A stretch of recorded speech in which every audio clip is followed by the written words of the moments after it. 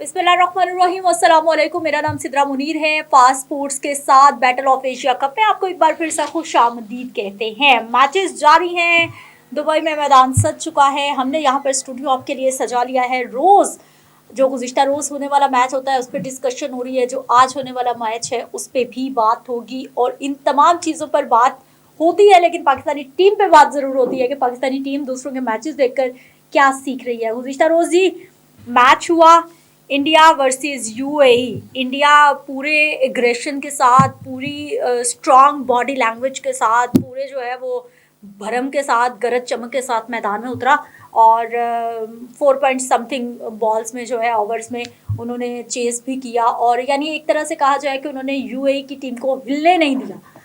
ऐसा नहीं हुआ कि यूएई की टीम जो है वो हल्की टीम थी तो इंडिया का बिहेवियर भी हमें कुछ लगता कि वो थोड़ा स्लो खेल रहे हैं, थोड़ा उनको स्पेस दे रहे हैं। ऐसा कुछ नहीं हुआ। पूरे एग्रेशन के साथ टीम आई है, पूरा उन्होंने मैच खेला है और बताया है कि हम आने वाले मैचेस में अगर हल्के मैच में हम इस तरह खेलेंगे तो स्ट्रॉन्ग मैचेस भी हम इसी तरह खेलेंगे। इमरान सुहेल हमारे साथ मौजूद है। अस्सलाम वालेकुम इमरान, कैसे हैं आप? अल्लाह का शुक्र। सिद्रा, आप कैसी हैं? आई एम गुड, शुक्र अल्हम्दुलिल्लाह। इंडिया ने जीता टॉस, यूएई को बैटिंग की ऑफर कर दी। ओनली 13.1 ओवर में ऑल आउट। कैसा रहा मैच? देखिए, वन साइडेड मैच था। जिस ये मैच देखा उसे बिल्कुल मजा नहीं आया। क्रिकेट लोग इसीलिए बैठ कर टीवी पे देखते हैं कि वो थोड़ा एक्साइटिंग मैच देखें, थोड़ा फंसे मैच। मैं ये सोच रहा था कि शायद यूएई की टीम जो है वो थोड़ा सा मैच फंसाएगी, कम से कम 120-25 रन तो करेगी। लेकिन जहां कल हमने देखा कि इब्तदाई 3 ओवर के अंदर 25 रन थे यूएई के, लेकिन उसके बाद जैसे विकेटें गिरी हैं और मुझे नहीं लगा कि कहीं ब्रेक लगी है। मैं ऐसे लग रहा था जैसे अभी हाईलाइट शुरू हो गई हैं और इस कोई 10 मिनट में पूरी एक साइड गुजर जाएगी, फिर दूसरी साइड शुरू हो जाएगी। सो यूएई की टीम ने कल बहुत मायूस किया, लेकिन इंडियन साइड उन्होंने एक दफा बताया है कि जो लोग पहले ये सोच रहे थे कि शायद मुकाबला जो है वो टक्कर का होगा पाकिस्तान के साथ, बट कल की परफॉर्मेंस देखने के बाद तो मुझे ये लग रहा है कि ये फिर वन साइडेड वाला सीन चल रहा है। गो के पाकिस्तान के पास तगड़े 2-3 यंग स्पिनर आए हैं, लेकिन मैं समझता हूँ कि जिस तरह की बॉलिंग कल कुलदीप यादव ने की, जिस तरह की कल बॉलिंग वरुण चक्रवर्ती ने की, दुबे ने कल बॉलिंग की, फिर पाटिल ने कल बॉलिंग की, वो एक पूरे रिदम के अंदर है और उनको किसी प्रैक्टिस की जरूरत नहीं है। जिस तरह का एक्सेप्शनल टैलेंट वहां से आता है इंडिया के अंदर से। हालांकि मुझे ये बात करते हुए दुख होता है कि पाकिस्तान के अंदर टैलेंट नहीं आ रहा। हालांकि एज अ पाकिस्तानी मुझे बड़ी खुशी होती है जब यंगस्टर परफॉर्म करता है। हाल ही में हमने ट्राई नेशन सीरीज जीती है, तो लोग ये कह रहे थे कि शायद हम अफगानिस्तान के खिलाफ 130 रन भी नहीं कर पाएंगे। हमने अफगानिस्तान के अगेंस्ट 180 प्लस रन किए, फिर हमने उनको 66 पे आउट किया। सो जो ये बातें कर रहे थे, फिलहाल तो हमने बहुत अच्छा परफॉर्म किया है। लेकिन कल वाले मैच की अगर बात करें तो इंडिया ने जिस तरह से 93 बॉल्स अभी पड़े हुए थे, 93 बॉल्स पड़े थे और 4.3 ओवर्स के अंदर उन्होंने जो 57 रन का एक चुन्ना मुन्ना सा टारगेट दिया था ना इंडिया को, हम ये समझते थे कि शायद ये 7 ओवर खेल लेंगे, बट मैंने एक जगह पे प्रेडिक्ट किया था ये 6 ओवर में करेंगे, बट उन्होंने 4.3 ओवर में करके सबको ये हैरान कर दिया। और नेट रन रेट अगर हम बात करें कि जिस तरह से जो पॉइंट पोजीशन के ऊपर 10.31, मैंने first time in my life कि मैंने वो 10.3 वाला जो नेट रन रेट है वो देखा है। मैंने आज तक 10 वाला तो देखा ही नहीं था नेट रन रेट। लेकिन जब देखा उस ग्रुप के अंदर तो मुझे लग रहा है कि बहुत मेहनत करनी पड़ेगी पाकिस्तान की टीम को। और ये जो बिहेवियर है दुबई की पिच का कि वो मीडियम पेसर को भी सपोर्ट कर रहा है, बल्ले पे बॉल आ रहा है और स्पिनर को अगर कोई देख के खेले, अगर फर्स्ट करे 7 to 8 रन भी अगर कोई करता है तो फिर पाकिस्तान को सोचना। इमरान, जैसे आप कह रहे हैं कि जो मैच हुआ है, क्या ये मैच बियॉन्ड एक्सपेक्टेशंस था? ऐसा नहीं लग रहा था कि इतना क्लोज जो है वो इंडियन टीम जीत जाएगी। ऐसा लगा कि जो यूएई की टीम है वो मैदान में इस माइंडसेट के साथ उतरी थी कि हमने जस्ट खाना पूरी के लिए मैदान में जाना है और हमने हार के बाहर आ जाना है। और जो इंडियन टीम थी वो ये सोच के आई थी कि हमने छोड़ना नहीं। देखिए, कोई भी ये तो नहीं सोच रहा था कि इंडिया की टीम हार जाएगी। एग्जैक्टली। कोई ये भी नहीं सोच रहा था कि यूएई की टीम इस तरह लेट अपसेट हो जाएगा कोई, बिल्कुल। मतलब यूएई की टीम को कम से कम अपनी होम कंडीशन के अंदर भाई ओवर तो पूरे खेल लो, तुम लोग ओवर भी पूरे नहीं खेल रहे और 13.1 ओवर के अंदर आप आउट हुए और आउट होने के बाद ये जा वो जा। यार सिर्फ 57 रन पाकिस्तान के अगेंस्ट जो अफगानिस्तान है उन्होंने भी 66 रन बना लिए थे भाई। आप कम से कम को 100-150 रन बनाते। आपने ये बताया कि आप टूर्नामेंट की वीकेस्ट टीम है। इस परफॉर्मेंस के साथ आप टूर्नामेंट की 8 टीमों में से मुझे लगता है 8वें नंबर पर आए। सो यूएई की टीम और उनके लड़कों ने जिस तरह मेहनत की है माजी के अंदर, हालांकि मैं आपको ये बताऊं कि यूएई की टीम ने यूएई के अंदर अफगानिस्तान को एक सीरीज हराई भी है, अभी रिसेंटली हराई है। और उनका जो अगर आप इकोनॉमी रेट देखें तो वो 6 पॉइंट समथिंग है। वो मार भी नहीं खाते उनके स्पिनर्स। लेकिन जो कल वाली क्रिकेट थी वो मुझे लगता है कि एक शेर और शायद एक बकरी के बच्चे की तरह मुकाबला हम देख सकते हैं। मैं तो यही इसी तरह इसको प्रोटेक्ट करूंगा, एनालाइज करूंगा चीजों को। एग्जैक्टली 4.3 ओवर्स, ओनली 27 बॉल्स में आपने 58 कर दिया। आपने जाते जो है वो देखिए इंडियन बैट्समैन बड़े बेरहम है, उनके सामने कोई भी आए तो वो बहुत तगड़ी क्रिकेट खेलते हैं। अभी रिसेंटली अगर आप इंग्लैंड के अगेंस्ट उन्होंने टेस्ट सीरीज खेली है इंग्लैंड के अंदर, उन्होंने बहुत वो सीरीज को ड्रॉ तो किया है, लेकिन वो ड्रॉ सीरीज मैं समझता हूँ इंग्लैंड को हराने के बराबर है। हाँ। तो अभी इंडिया ने जो है वो विगल बजा दिया है कि भाई हम लोग तगड़े होकर आए हैं।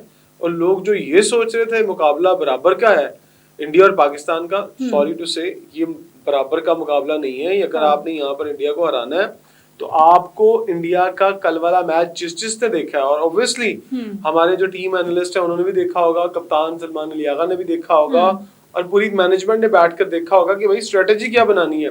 आपके पास तो है तो वही स्पिनर्स। देखिए ये जो स्पिनर है, अगर आप ये कहें कि अफगानिस्तान की तरह वो 66 पे या 120 पे आउट हो जाएंगे तो ये मत सोचिएगा। क्रिकेट में वैसे कुछ भी कहा जा सकता है, लेकिन अफगानी बैटिंग लाइनअप और इंडियन बैटिंग लाइनअप ये बहुत फर्क है। आप शुरू हो जाते हैं ना जब शुभमन गिल से और अभिषेक शर्मा से शुरू होते हैं और फिर आप जब जाते हैं पांड्या तक जाते हैं, पांड्या तक उनकी तगड़ी बैटिंग लाइनअप है। सो बहुत सारी चीजें आपको सोचनी पड़ेंगी कि आपने क्या स्ट्रेटेजी बनाई है। बट टूर्नामेंट बहुत मुश्किल है। अभी आपको पहले मरहले में क्वालिफाई करना है सुपर 4 के लिए। जब सुपर 4 में जाएंगे तो मैचेस सारे दुबई के अंदर है, तो सुपर 4 मरहले के अंदर भी आपको टीमें हल्की टकरेंगी नहीं। श्रीलंका, बांग्लादेश, अफगानिस्तान, इनमें से 2 टीमें तो यहाँ से भी होंगी और इंडिया पाकिस्तान तो ओबियसली होगा उसके अंदर। सो पाकिस्तान का पहला मैच जैसे मैंने पहले इमरान मुझे ये बताइए बॉडी लैंग्वेज क्या थी इंडियन टीम जो मैदान में उतरी है? कल ही हम मैच से पहले बात कर रहे थे, यहीं पे बैठे हुए डिस्कस कर रहे थे हम। आप ये प्रिडिक्ट कर रहे थे, हमें ऐसा लग रहा था कि शायद इंडियन जो ए टीम है, टॉप के प्लेयर्स हैं, उनको मैदान में नहीं उतारा जाएगा, अपने पत्ते छुपा के रखे जाएंगे। लेकिन उन्होंने अपनी बेस्ट टीम मैदान में उतारी है। बॉडी लैंग्वेज ने क्या मैसेज दिया है और इस बेस्ट टीम को मैदान में उतारने से क्या मैसेज आया? आप इसको ना इस तरह से शुरू कर लें, एक भूखा शेर जैसे जंगल में उतरता है ना, तो उसके सामने मासूम से 2-3 जानवर आ जाते हैं तो उनको चीर फाड़ देता है। कल इंडियन प्लेयर ने यही किया है, उन्होंने यूएई की टीम को चीर फाड़ दिया। उन्होंने नहीं देखा कि वो टीम में को थोड़ा रहम खा ले। कोई रहम नहीं खाया। मोस्टली स्पोर्ट्स में होता है ना कि कोई हल्का प्लेयर हो तो हम थोड़ा सा उस पे वो कर लेते हैं। आए हैं तो आते ही उन्होंने उनको 13 ओवर में आउट कर दिया। अगर उन्होंने चेस किया है तो 5 ओवर के अंदर उन्होंने चेस कर लिया। तो यहाँ मुझे बताएं इंडिया ने किस पे रहम खाया? तो क्या वो ओमान के अगेंस्ट रहम खाएंगे? हालांकि मेरी जो जाती राय ये थी कि इंडिया पहले बैटिंग करता को 100, 200, 250 रन करते, लेकिन वो मेरी एक्सपेक्टेशंस के अगेंस्ट गए। फिर मुझे जब मैंने पूरी अगर सिचुएशन को रीड किया ना, तो मैंने उस रीड करते हुए एक चीज का अंदाजा लगाया कि उन्होंने ठीक किया। उन्होंने आने वाली टीम को कंफ्यूज कर दिया है कि वो टॉस जीतकर बैटिंग करें या फील्डिंग करें। क्योंकि कोई भी ये नहीं सोच रहा था कि इंडिया की टीम टॉस जीतकर फील्डिंग करेगी। बट जिस तरह से इंडिया ने अपना मैसेज कन्वे किया है सबको, लास्ट तक 8 की 8 टीमों को, वो मैसेज बहुत स्ट्रॉन्ग मैसेज गया है। और अच्छा इमरान, मेरा ख्याल है कि ये एक तरह का बिहेवियर भी बन गया है कि अब जो टॉस जीतने वाली टीम है मोस्टली पहले वो बैटिंग का ऑप्शन लेती है, ऐसा ही? देखिए ये कंडीशंस पे डिपेंड करता है। अभी जो शारजा के अंदर मैचेस हुए हैं उसके अंदर जिस टीम ने टॉस जीता उन्होंने पहले बैटिंग की और उन्होंने मैच को जीता भी है। ये पाकिस्तान के अगेंस्ट में अगर अफगानिस्तान ने पहले टॉस जीता था, टॉस जीतकर उन्होंने पहले बैटिंग की थी और पाकिस्तान वो मैच हारा था। सो ये ट्रेंड हर जगह नहीं कामयाब होता है। ठीक, ये ट्रेंड आपको बदलना भी पड़ता है, ये स्ट्रेटेजी चेंज भी करनी पड़ती है। Team to team vary team करती टू है आपकी team, strategy. Ground to ground, फिर फॉर्मेट टू फॉर्मेट। ठीक। अब T20 फॉर्मेट है ना, मैंने आप जैसे बताया था कि जो दुबई की कंडीशन होगी वो वेट कंडीशन होगी। अब वहाँ क्या है कि शाम पड़ती है, ग्राउंड थोड़ा कवर्ड है, ऊपर से थोड़ा शेडी है, तो क्या हवा नहीं अंदर आती, हब्स रहती है, हब्स के बाद नमी आती है, नमी के बाद ग्राउंड गीला होता है। जब सेकंड ऑप्शन आती है बॉलिंग की, तो बॉल जब ट्रेवल करता है टुवर्ड्स बाउंड्री, तो जितना भी वहां से मॉइस्चर है वो बॉल के साथ चिपकता है। तो फिर जब स्पिनर के लिए बॉल करना वहां बहुत मुश्किल है। तो जो इंडिया है वो आप देखिएगा through out the tournament, Dubai के अंदर वो टॉस जीतकर पहले बॉलिंग ही करेंगे। वो अर्ली एडवांटेज जो अपने स्पिनर्स को देना चाहते हैं कि वो जो मॉइस्चर आता है ग्राउंड के अंदर, जो ड्यू फैक्टर होता है, उससे बचे। लेकिन उनके स्पिनर्स बॉलिंग में भी तो इमरान कमाल कर रहे हैं, मतलब मुश्किल पेश आ सकती है पाकिस्तान को जिस तरह से वो बॉलिंग कर रहे हैं। इंडियन स्पिनर से बचने का एक ही फॉर्मूला है कि आप टॉस जीते और टॉस जीतकर आप पहले करें बैटिंग। आप पहले बैटिंग करते हैं तो सॉरी पहले आपको करनी है बॉलिंग और बाद में आपने चेस करना है। जब आप चेस करने जाएंगे तो सेकंड टाइम में इंडियन स्पिनर्स आएंगे ना, तो इंडियन स्पिनर्स जब 3 से 4 ओवर के बाद यूं आएंगे, पहले तो नहीं, अगर आते भी लगते हैं तो नया बॉल तो वैसे भी पकड़ना मुश्किल होता है, उसके ऊपर लैकर चढ़ा होता है। अगर वो गीला हो जाता है तो गीले होने से भी मसला होता है। सो अगर बॉल पुराना हो जाता है और उसके अंदर पानी जज्ब होना शुरू हो जाता है, उसका जो धागा है, उसकी जो स्किन लेदर के अंदर, तब भी ग्रिप करना मुश्किल हो जाता है।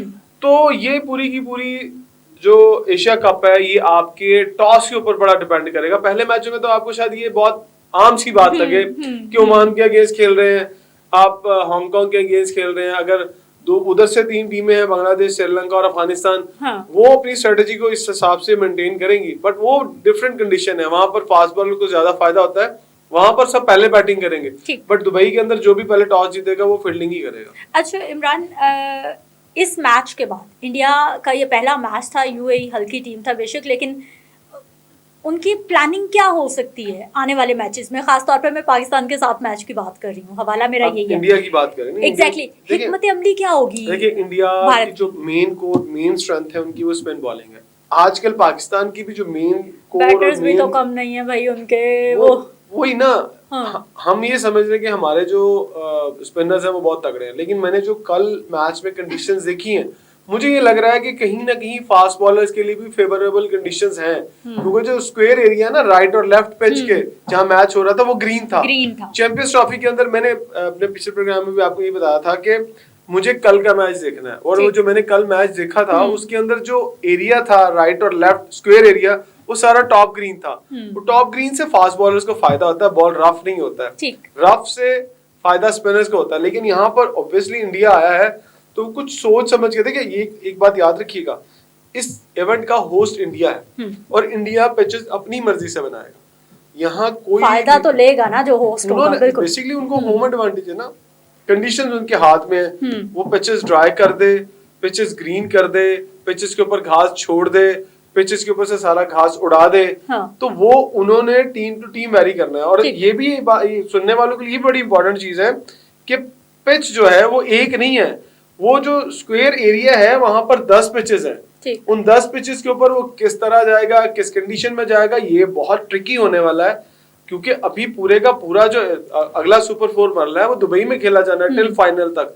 सो अभी बहुत सारी स्ट्रेटेजीज होनी है, उसके लिए आपको तैयार रहना है कि आपने किन कंडीशन के साथ किस तरह से खेलना है। ठीक है इमरान सोहेल, एक ब्रेक ले लेते हैं, ब्रेक से वापस आते हैं, बात करेंगे जी पाकिस्तान का पहला मैच ओमान के साथ होगा। ओमान भी हल्की टीम है, पाकिस्तान की स्ट्रेटजी क्या होनी चाहिए? क्या पाकिस्तान को भी शेर की तरह धाड़ना चाहिए या हाथ हल्का रखना चाहिए, अपने पत्ते छुपा के रखना चाहिए? तमाम मामलों पे बात होगी एक शॉर्ट ब्रेक के बाद।